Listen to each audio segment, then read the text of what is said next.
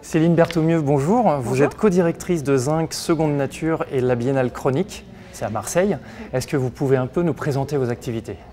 Alors, Zinc et Seconde Nature, c'est deux associations qui se sont regroupées, qui sont des centres de création des arts et des cultures numériques, dont les trois missions, pour le dire un peu rapidement, s'articulent autour de la production et la programmation artistique dans le champ des arts numériques, arts hybrides, la transmission à l'endroit des publics avec des dispositifs de médiation numérique, de médiation culturelle, avec deux lieux qui sont un Fab Lab et un Media Lab installés à la Friche Label de Mai, et l'animation de réseaux de professionnels, et la Biennale Chronique, qui est une biennale des imaginaires numériques que donc nous coproduisons, a lieu à partir du 12 novembre sur la métropole Aix-Marseille, mais aussi avec des déclinaisons à Arles et à Avignon. Et c'est un événement qui dure jusqu'au 21 janvier et qui s'articule autour d'une grande exposition, en partie à la Friche Label de Mai, en partie dans un parcours à Aix-en-Provence, avec autour une programmation de rencontres publiques, rencontres professionnelles, spectacles, performances. Bon, là, évidemment, c'est un tout petit peu bouleversé puisque vous savez sans doute que nous sommes actuellement en couvre-feu sur la métropole Aix-Marseille, donc on a adapté toute la partie notamment événementielle, mais en tout cas en ce qui concerne les expositions, elles seront bel et bien ouvertes dans les conditions sanitaires optimales.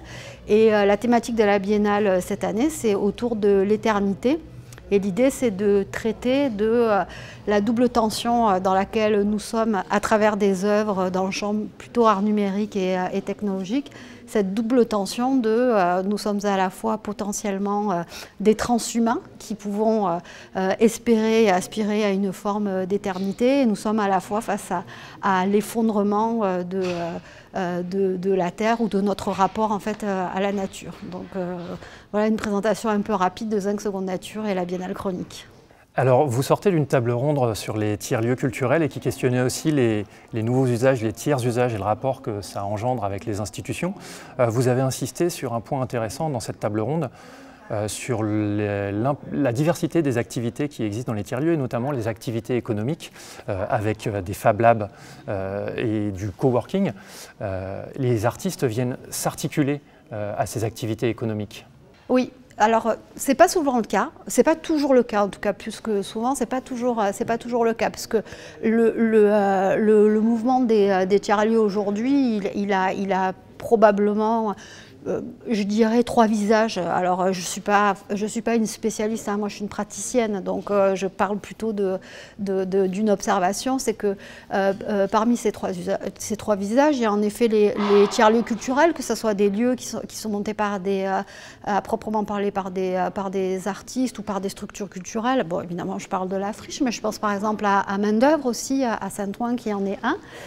Il y a des tiers-lieux qui sont montés par souvent des jeunes issus des communautés de makers, de hackers, mais aussi des communautés alternatives qui sont entre le champ social, un peu le champ culturel, et qui sont des tiers-lieux très implantés sur leur territoire, avec une fonction à la fois de développement d'activités, mais aussi une logique d'accueil des publics le plus possible, de jouer un rôle de catalyseur ou de centre de convergence comme ça sur le territoire.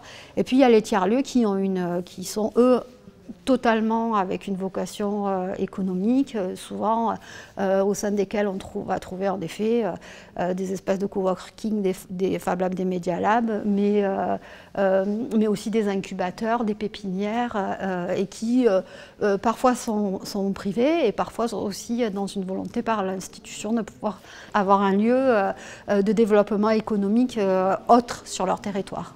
Et ça vient changer le rapport au culturel? Le rapport au culturel, à la question culturelle, en fait, elle est modifiée parce que aujourd'hui, la question du rôle et de la place de la culture, de toute façon, elle est questionnée. Elle est questionnée parce que on sait qu'il y a tout un discours qui est porté autour de la diminution de l'argent public, mais parce que aussi les lieux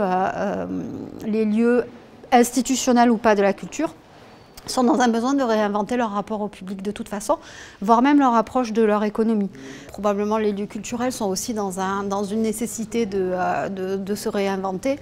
Et c'est vrai que réfléchir aussi à des logiques de tiers-lieux, dans ce que ça veut dire aussi de la diversité, c'est intéressant. Et pour les tiers-lieux qui seraient un peu plus classiques, c'est aussi intéressant de se tourner vers ce que peuvent faire comme expérience les tiers-lieux culturels avec...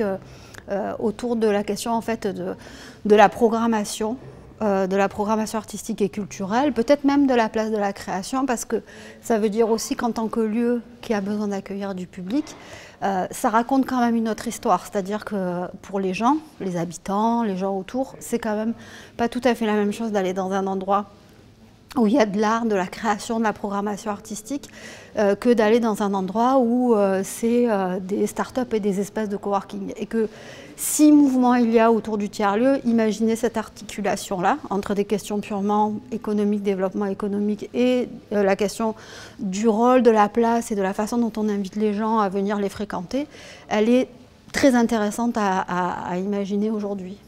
Okay. Merci beaucoup Céline Berthoumieux. Je vous en prie.